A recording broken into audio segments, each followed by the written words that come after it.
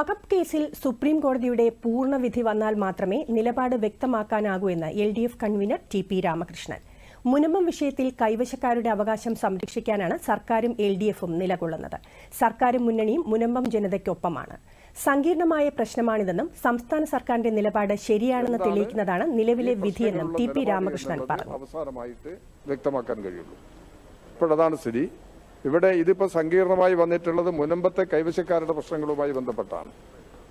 മുനമ്പം കൈവശ ഭൂമിയുടെ പ്രശ്നത്തിൽ കേരളത്തിൽ ഗവൺമെന്റും ഇടതുപക്ഷ ജനാധിപത്യ മുന്നണിയും നേരത്തെ തന്നെ ഒരു നിലപാട് വ്യക്തമാക്കിയിട്ടുണ്ട്. അവിടെ കൈവശക്കാരുടെ പക്ഷത്താണ് ഗവൺമെന്റ്. കൈവശക്കാരുടെ അവകാശങ്ങൾ സംരക്ഷിക്കുന്നതിനുള്ള രാഷ്ട്രീയ സമീപനമാണ് ഇടതുപക്ഷ ജനാധിപത്യ മുന്നണി സ്വീകരിച്ചത്. മുന്നണിയുടെയും ഗവൺമെന്റിന്റെയും ഈ നിലപാടുകളിൽ ഉറച്ചു നിൽക്കുകയാണ്. ഇതിന്റെ മുനമ്പത്തെ പ്രശ്നങ്ങൾ വ്യക്തമാക്കുന്നത് ഇതിന്റെ നിയമനിർമ്മാണം എന്ന് പറയുന്നത് അതിസങ്കീർണമാണ്.